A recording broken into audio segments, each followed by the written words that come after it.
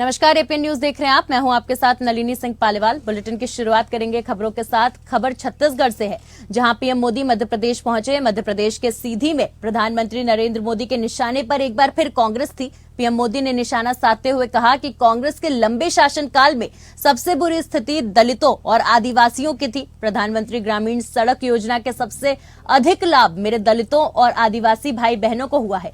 BJP की सरकार 100% बस्तियों को सड़क से जोड़ने के लक्ष्य के बहुत करीब है। आज कांग्रेस के नेता आदिवासियों को लेकर बहुत बड़ी बड़ी बातें करते हैं, लेकिन इनके परिवार ने जब पीढ़ी दर पीढ़ी सरकार चलाई तब उन्हें आदिवासियों की याद नहीं आई।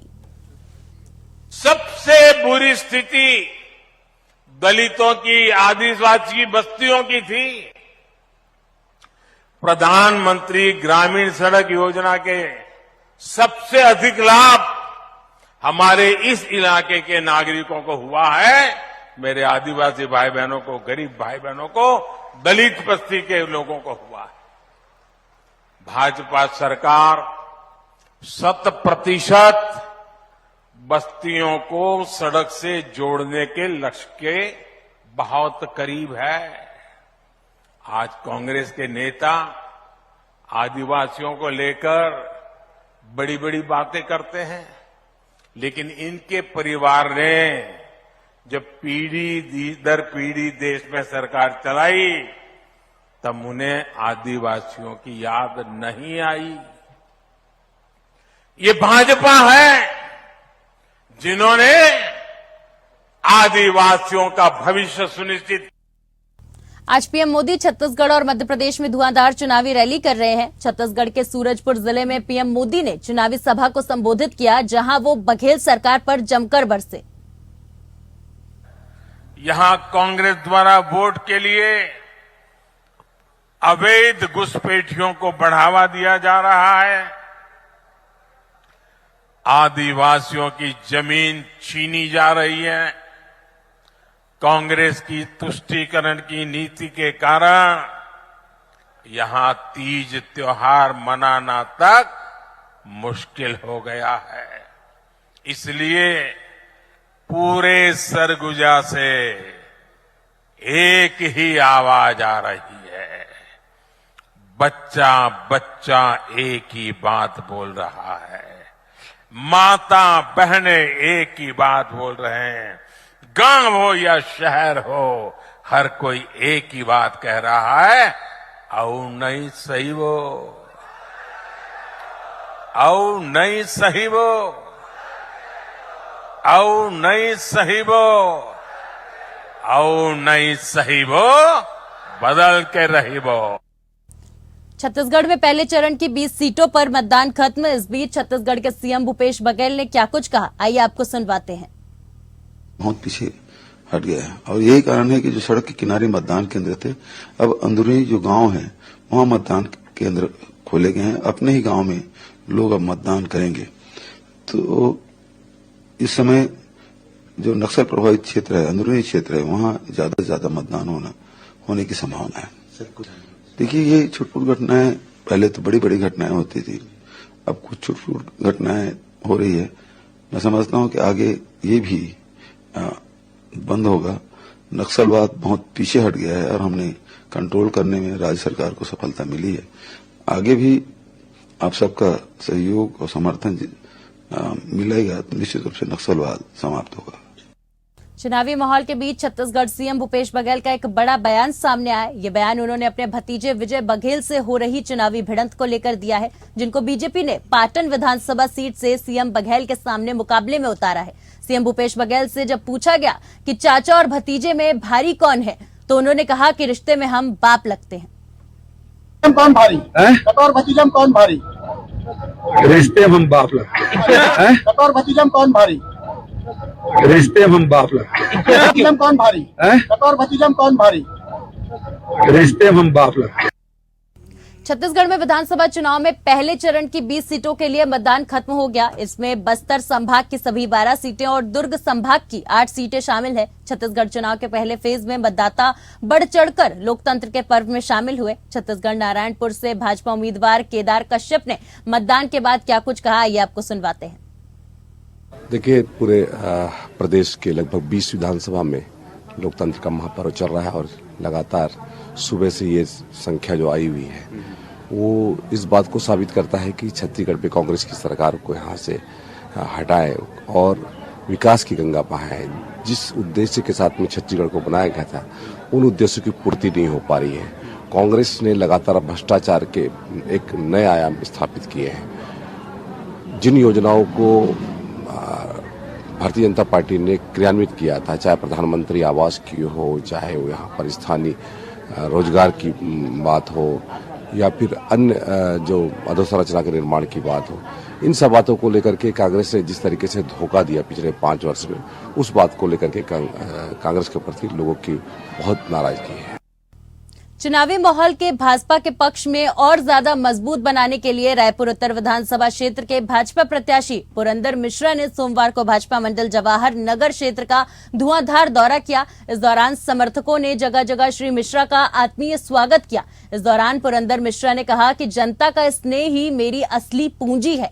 दौरा और जनसंपर्क के क्रम में भाजपा कार्यकर्ताओं और मंडल के साथ प्रत्याशी पुरंदर मिश्रा ने अब्दुल हमीद वार्ड में जाकर गलियों में जाकर आम जनों से मुलाकात की। जवाहर नगर भाजपा मंडल अध्यक्ष संतोष साहू के नेतृत्व में श्री मिश्रा का दौरा सुबह सुभाष नगर उत्कल मोहल्ला के शाह किराना स्टोर ताज इंजीनियरिंग के पीछे से प्रारंभ हुआ। यहां से उनका काफिला संतोषी मंदिर, तरुण बाग व भरत बाग निवास होते हुए राधे दुर्गा निवास पहुंचा। इस बीच जयराम तांडी निवास, कपिल बाग निवास, परशु बेशरा निवास और तेलुगु पारा कुआं के पास लोगों ने पुरंदर मिश्रा का जोरदार स्वागत किया। राजीव भवन में पत्रकारों से चर्चा करते हुए प्रदेश कांग्रेस संचार विभाग के अध्यक्ष सुशील आनंद शुक्ला ने कहा कि ईडी ही भाजपा है और भाजपा ही ईडी है। भाजपा की केंद्र सरकार और छत्तीसगढ़ के भाजपा के नेता तथा ईडी ने मिलकर छत्तीसगढ़ के चुनावों से जनता का ध्यान भटकाने व प्रदेश के मुख्यमंत्री की छवि खराब करने का षड्यंत्र रचा है। भाजपा के कार्यकर्ता के बयान पर ईडी आरोप लगाती है भाजपा नेता के भाई की गाड़ी से कैश जब्त होता है। भाजपा अपने दफ्तर से वीडियो जारी करती है।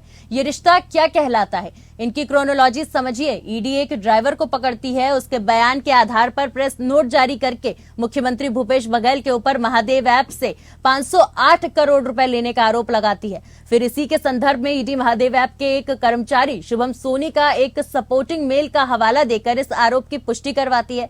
दूसरे दिन भाजपा के कार्यालय से एक वीडियो जारी होता है जिसमें एक शुभम सोनी नाम का व्यक्ति खुद को महादेव ऐप का मालिक घोषित करता है तथा अभी तक महादेव ऐप के चर्चित मालिक सौरभ चंद्राकर रवि उप्पल को कर्मचारी बताता है। अरे भाई, हम आरोप लेकर आ रहे हैं, हम तथ्य रख रहे हैं, बाकी उसको निर्धारित करने का, तय करने का अधिकार आपके पास है। आपसे पीढ़ी पत्रकार भाजपा का कार्यकर्ता बयान देता है, भाजपा के नेता की गाड़ी से पैसा जब्त होता है, भाजपा के कार्यालय से वीडियो जारी किया जाता है। ये सब क्या बताते हैं? ये रिश्ता क्या कहलाता है? ये तय करना आपका काम। खबर रायपुर से है, जहां के अवंती एलिगेंस समिति कचना में 4 नवंबर को ए ब्लॉक में 203 में आग लग गई थी, लेकिन बिल्डर डॉक्टर खेमका सूर्य डेवलपर रायपुर द्वारा लगाए गए फायर पेंटिंग सिस्टम के कार्य नहीं करने के कारण बिल्डर एवं सुरक्षा व्यवस्था की लापरवाही स्पष्ट होती है कि यह यंत्र काम नहीं करते तो कई जगह यंत्र नहीं लगे। इससे स्पष्ट होता है कि बिल्डर को प्रवासियों की सुरक्षा से कोई मतलब नहीं। साथ ही कॉलोनी वासियों ने इसकी शिकायत कई जगह की है तथा मीडिया के समक्ष जानकारी दिए। बिल्डर को यहाँ के रहवासियों की सुरक्षा का प्रमाण पत्र कैसे प्राप्त हुआ, ये एक महत्वपूर्ण प्रश्न है। बिल्डर ने रहवासियों की सुरक्षा के लिए विभिन्न आश्वासन दिए थे। शुरू में कॉलोनी में कई समस्याएं हैं। मीडिया के समक्ष अपना दर्द अवंती एलिगेंस के सोसाइटी कंचना रहवासियों ने किया। मुख्य रूप से शैलेंद्र सिंह ठाकुर और सुनील श्रीवास्तव, गोविंद मित्तल, जितेंद्र सिंह, शेखर जैन, साथ ही आशीष चंद्राकर अन्य कॉलोनी वासी मौजूद थे। रहवासी हैं, इसके बिल्डर हैं डॉक्टर खेमका जी। जब शुरू में उन्होंने ब्रोशर दिखाया और लुभावने वादे भी किए, मौखिक भी किया और लुभावने वादे भी किया, और ब्रोशर में जो इंगित था कि ये सुविधाएं हमको मिलनी चाहिए, वो सुविधाएं नहीं मिली। लगभग बिल्डर ने इस फ्लैट को सेल आउट कर चुका है। ये समझे कि वो यहाँ से गायब है, नदारद है। उनको ना हमारी सुविधाओं की फिक्र है, ना हमारी सुरक्षाओं की फिक्र है। हम पिछले 6 महीने से लड़ते आ रहे हैं। रेरा में हम गए, नगर निगम में हम गए, लेकिन कोई भी कार्रवाई आज तक नहीं हुई। अचानक कल की एक घटना है कि एक फ्लैट में आग लग गई। हम फायर सिस्टम की ओर दौड़े तो फायर सिस्टम चालू नहीं हुआ और कई जगह तो फायर सिस्टम लगे ही नहीं है। तो ये बिल्डर जानबूझ के हमारे साथ इस तरह का व्यवहार कर रहा है। बसना विधानसभा भाजपा प्रत्याशी डॉक्टर संपत अग्रवाल ने बसना विधानसभा के सर्वांगीण विकास के लिए सभी वर्गों को ध्यान रखते हुए अपना संकल्प पत्र जारी किया गया है। प्रेस वार्ता के दौरान डॉक्टर संपत अग्रवाल सहित डॉक्टर एनके अग्रवाल, विधानसभा संयोजक अमरजीत सिंह छाबड़ा, विधानसभा प्रभारी बसना मुख्य रूप से उपस्थित थे। पत्रकारों को प्रेस वार्ता के दौरान अपने संकल्प पत्र के बारे में क्या कहते हैं।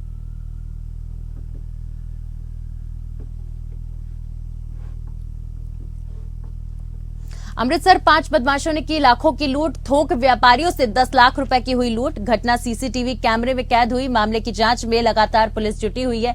पंजाब में आए दिन लूट और कत्ल की बड़ी वारदातें सामने आ रही हैं। लुटेरों के हौसले बढ़ते जा रहे हैं और अब वो बड़े बड़े व्यापारियों को भी लूट का शिकार बना रहे हैं। ताजा मामला अमृतसर के कटरा शेर सिंह का है, जहां कुछ लुटेरों ने पिस्तौल का इस्तेमाल किया। एक दवा की दुकान में 10 लाख रुपए की लूट की वारदात को अंजाम दिया।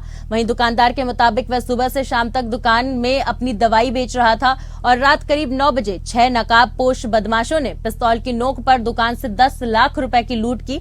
ये पूरी घटना वहां लगे सीसीटीवी कैमरे में कैद हो गई। साथ ही और हम उस सीसीटीवी को मीडिया को जरूर देंगे। आगे बोलते हुए उन्होंने कहा कि पंजाब और हर जगह कानून व्यवस्था को लगातार खतरा हो रहा है। वहीं पुलिस अधिकारियों का कहना है कि उन्हें सूचना मिली, जिसके बाद वे मौके पर पहुंचे और सीसीटीवी फुटेज रिकॉर्ड की। कैमरे की जांच के जरिए आरोपियों को पकड़ने की कोशिश की जा रही है।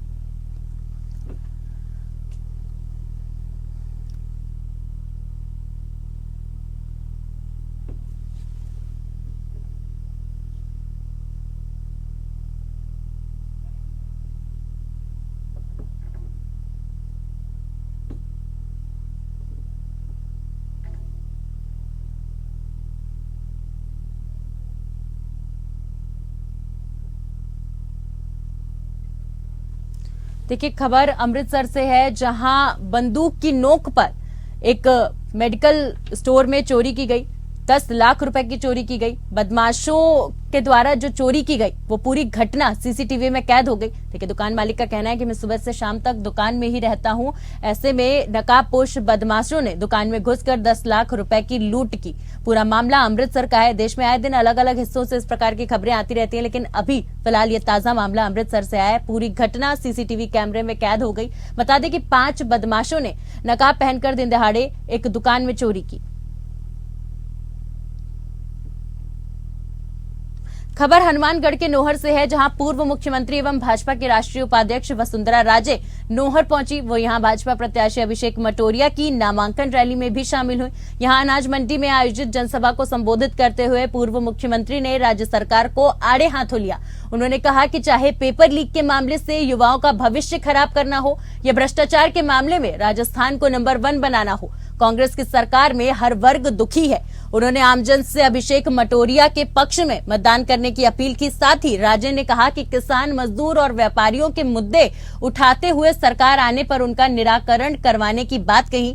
जनसभा में हजारों की संख्या में जनसमूह उपस्थित रहा। इसके पश्चात अभिषेक मटोरिया गाजे बाजे के साथ अपना नामांकन दाखिल करने के लिए जुलूस के रूप में निर्वाचन अधिकारी कार्यालय पहुंचे, जहां उन्होंने अपना नामांकन दाखिल किया। साथ ही जनसभा में चूरू सांसद राहुल कसवा, पूर्व विधायक द्रौपदी मेघवाल, राजस्थान मदरसा बोर्ड की पूर्व अध्यक्ष मेहरुनिसा टाक, भाजपा के पूर्व जिलाध्यक्ष काशीराम गोदारा, रामकिशन भाकर सहित पार्टी के अनेक पदाधिकारी व जनप्रतिनिधि मौजूद रहे। हर सरकार, इस सरकार के सिंचाई के पानी कितना झूठा है। अभी आपको याद होगा, आपने नर्मदा कपास का टाइम आया था तो आपकी नहर की हालत क्या थी। उन्होंने प्रॉमिस किया था कि आपको 100 करोड़ रुपए देंगे, वादा किया था कि नहीं मिला। और इसका अंत क्या हुआ?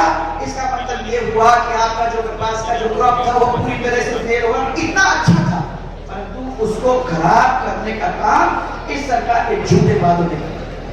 मैं आपको ये याद दिलाना चाहती हूँ कि बिजली के अंदर आप लोगों ने जो हमको कहा था कि घरेलू बिजली इतनी मिलनी चाहिए, 10, 20 घंटे, 22 घंटे आपको बिजली थी कि नहीं?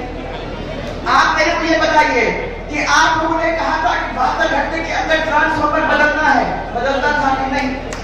और आप मैं बताना चाहती हूँ कि 72 दिन के लिए आपका ट्रांसफॉर्मर आपके यहाँ नहीं आता है, आपकी 22 घंटे की बिजली घरेलू नहीं मिलती है, आपका 6 घंटा का जो आना चाहिए बिजली आती है और जाती है। सूचना आयुक्त हीरालाल सामरिया ने 6 नवंबर को केंद्रीय सूचना आयोग के प्रमुख के रूप में शपथ ली। राष्ट्रपति द्रौपदी मुर्मू ने 63 वर्षीय सामरिया को राष्ट्रपति भवन में एक समारोह के दौरान मुख्य सूचना आयुक्त के रूप में शपथ दिलाई। अब इस नियुक्ति पर राजनीतिक विवाद पैदा हो गया है। प्रधानमंत्री की अध्यक्षता वाली उच्च अधिकार प्राप्त चयन समिति में विपक्ष के सदस्य एवं कांग्रेस सांसद अधीर रंजन चौधरी ने राष्ट्रपति को पत्र लिखकर नाराजगी जताई। साथ ही आरोप लगाया कि चयन के बारे में उन्हें पूरी तरह से अंधेरे में रखा गया। उन्होंने पत्र में लिखा, अत्यंत दुख और भारी मन से मैं आपको संज्ञान में लाना चाहता हूं कि केंद्रीय सूचना आयुक्त और सूचना आयुक्तों के चयन के मामले में सभी लोकतांत्रिक मानदंडों, रीति रिवाजों और प्रक्रियाओं को ताक पर रख दिया गया। उन्होंने कहा कि सरकार ने चयन के बारे में न तो उनसे सलाह ली और न ही उन्हें जानकारी दी गई। दिल्ली एनसीआर में बढ़ रहे प्रदूषण को लेकर सुप्रीम कोर्ट ने सख्त टिप्पणी करते हुए कहा कि राज्य सरकारें सख्त कदम उठाएं, वरना हमने अपना बुलडोजर शुरू किया तो फिर हम रुकेंगे नहीं। जस्टिस कौल ने कहा कि अगर मैं बुलडोजर चलाऊंगा तो अगले 15 दिनों तक नहीं रुकूंगा। वहीं दिल्ली के पर्यावरण मंत्री गोपाल राय ने कहा, हमने ट्रांसपोर्ट कमिश्नर, ट्रैफिक पुलिस और पर्यावरण अधिकारियों के साथ बैठक की। ऑड इवन लागू करने के लिए क्या क्या नियम होंगे वो आपको सूचित करना था, लेकिन इसी बीच हमने मीडिया में ऑड इवन वाहन योजना को लेकर सुप्रीम कोर्ट की कुछ टिप्पणियां देखी। अब हमने तय किया है कि हम सुप्रीम कोर्ट के आदेश का अध्ययन करेंगे। सुप्रीम कोर्ट के जो भी सुझाव और आदेश आएंगे हम उन्हें शामिल करेंगे, उसी के अनुरूप हम नीति बनाएंगे। साथ ही हम सुप्रीम कोर्ट के आदेश का अध्ययन करने के बाद सारी जानकारी आपके सामने रखेंगे। ट्रांसपोर्ट कमिश्नर, ट्रैफिक पुलिस के अधिकारी और एनवायरमेंट विभाग के अधिकारियों के साथ उसकी तैयारियों को लेकर के बैठक की है। बैठक के बाद अभी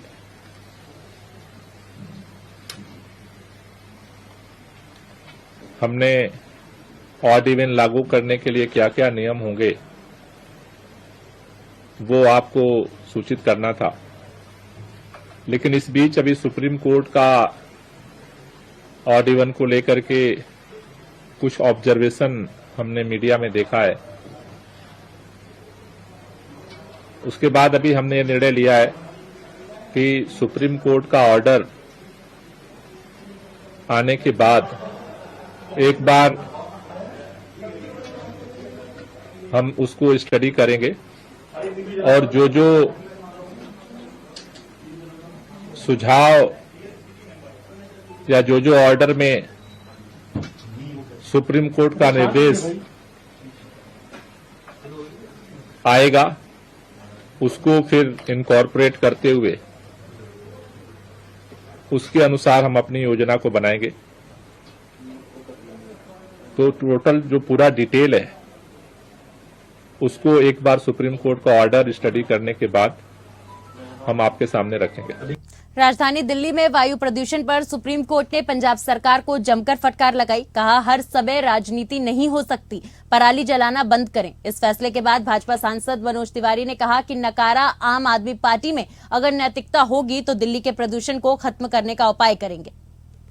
क्या बता दें कि देश की राजधानी ट्रांसपोर्ट कमिश्नर, ट्रैफिक पुलिस के अधिकारी और एनवायरमेंट विभाग के अधिकारियों के साथ करिए। आज माननीय सुप्रीम कोर्ट ने जिस प्रकार से डांट लगाते हुए आम आदमी पार्टी की सरकार को कहा है, जैसे भी हो पंजाब की पराली को रोकिए। इसके बाद अब झूठा प्रचार नहीं चलेगा आपका, जमीन पे काम करिए। दिल्ली के लोगों की औसत आयु 12 साल कम हो गई है इस पोल्यूशन के कारण।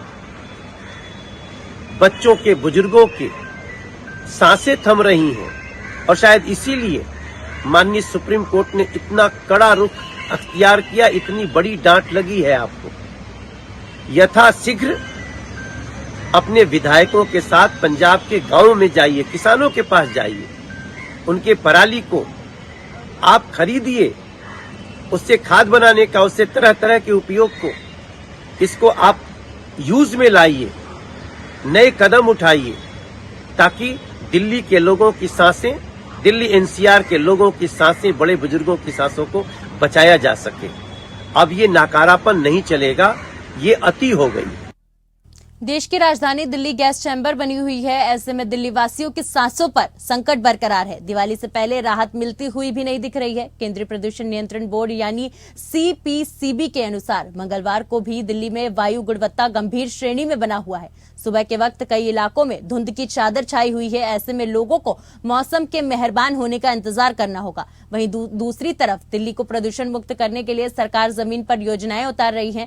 ऑड इवन को लागू किया जा रहा है। साथ ही अभी भी दिल्ली NCR के कई इलाकों में वायु प्रदूषण सूचकांक 400 से 500 के बीच बना हुआ है। कई हिस्सों में PM 2.5 खतरनाक स्तर 500 से भी ऊपर चला गया है। वहीं मौसम निगरानी एजेंसियों ने इसे गंभीर माना है। बीते दिन भी दिल्ली सर्वाधिक प्रदूषित रही। सोमवार को यहां वायु गुणवत्ता सूचकांक 421 दर्ज किया गया। हालांकि रविवार के मुकाबले 33 अंकों की गिरावट दर्ज की गई। जहांगीरपुरी और वजीरपुर समेत 24 इलाकों में हवा गंभीर श्रेणी में दर्ज की गई। सुबह से ही स्मॉग की चादर छाई रही। ऐसे में यही स्थिति बृहस्पतिवार तक बने रहने का अनुमान है। NCR में दिल्ली के बाद ग्रेटर नोएडा की हवा अधिक प्रदूषित रही। दिल्ली में ग्रेडेड रिस्पॉन्स एक्शन प्लान यानी कि ग्रैप का चौथा चरण लागू है। राष्ट्रीय राजधानी दिल्ली में दमघोटू हवा के चलते राज्य में हालात खराब होते जा रहे हैं। पिछले कई दिनों से आसमान में धुंध की सफेद चादर से ढका हुआ है। ऐसे में मौसम विभाग की ये खबर राहत देने वाली है। दरअसल मौसम विभाग का कहना है कि जल्द ही एक नया पश्चिमी विक्षोभ पहाड़ों पर दस्तक देने वाला है। ऐसे में उम्मीद जताई जा रही है कि इसका असर मैदानी इलाकों में नजर आएगा। पश्चिमी विक्षोभ के कारण हवा में मौजूद प्रदूषकों को खत्म करने के लिए जो परिस्थितियां अनुकूल होने वाली हैं वो मंगलवार रात यानी कि आज से बनने लगेंगी। मौसम विभाग की तरफ से जारी बुलेटिन के अनुसार मंगलवार देर रात से जम्मू कश्मीर, हिमाचल प्रदेश और उत्तराखंड के ऊंचाई वाले क्षेत्रों में एक ताजा पश्चिमी विक्षोभ की एंट्री होगी। इसके चलते जम्मू कश्मीर और लद्दाख में 7 नवंबर से 10 नवंबर तक बारिश और बर्फबारी हो सकती है। वहीं हिमाचल प्रदेश और उत्तराखंड में 8 से 10 नवंबर के बीच बारिश का सिलसिला जारी रह सकता है। ऐसे में राजस्थान और पंजाब में भी 8 से 9 नवंबर के दौरान मौसम खराब रहने का अनुमान है। PTI की रिपोर्ट के अनुसार आने वाले पश्चिम विक्षोभ के चलते दिल्ली में प्रदूषकों को हटाने के लिए अनुकूल परिस्थितियां मंगलवार रात से बनने की संभावना है। इसके चलते उत्तर पश्चिमी भारत में बेमौसम बारिश भी हो सकती है। फिलहाल के लिए मेरे साथ इस बुलेटिन में बस इतना ही। नमस्कार।